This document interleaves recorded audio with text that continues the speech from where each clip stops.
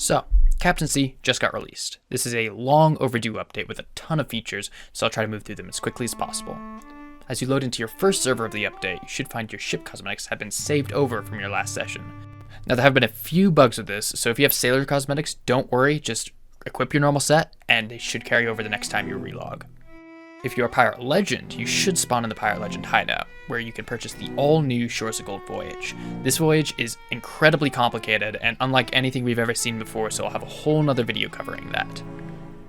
But if you travel over to your ship's nameplate, you may now name it anything you wish. I obviously name mine after the pride and joy of the RS fleet, the USS Chad. Along with the addition of the new Athena's voyage, the Athena's faction has yet again been expanded, changing the level cap from the previous 20 all the way up to level 50. At level 25, Pirate Legends can now unlock their own personal hideout. To access your hideout, you must first buy the level 25 promotion from the Pirate Lord, and then come to any of the Tunnels of the Damned locations, which are the same ones used for the Season 3 Tall Tales.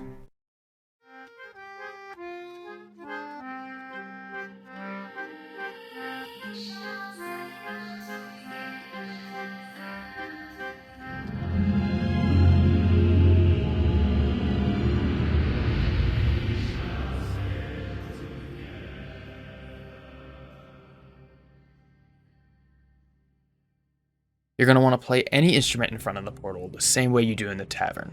This will play the Pirate Legend Shanty, opening the gate after a few seconds. Now be careful with this feature because you cannot take loot through the same way the Tall Tales work. However, your emissary flags can come with you. Once the portal opens, it will remain open until you sail through. And once you cross to the other side, well, that's a video I wish I could make. The clever among you have already discerned that this video is a ruse, nothing more than some clever editing and some good timing. But it isn't without a point. Longtime players of the game will know that Capitancy was originally meant to be the first update for the game, postponed indefinitely in favor of shiny new content updates to help flesh out the shallow shell of its former self.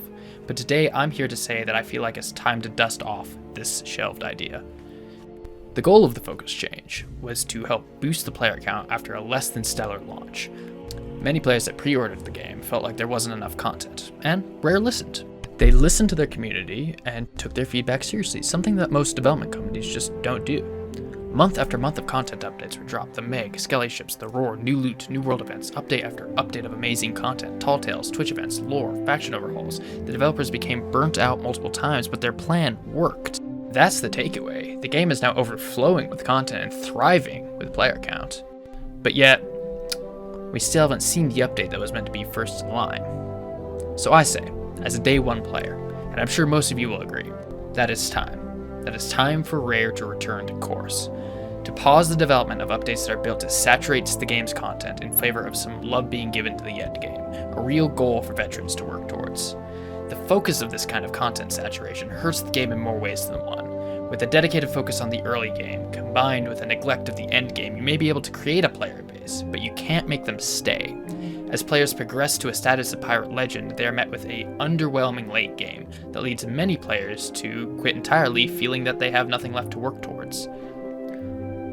I was hoping, when they announced the swap to a season system, that this critical flaw of the game's progression would be addressed, but with 4 seasons of the same content saturation that we've seen previously, I think that it's time for us as a community to tell Rare that we are ready for content for the mid to late game.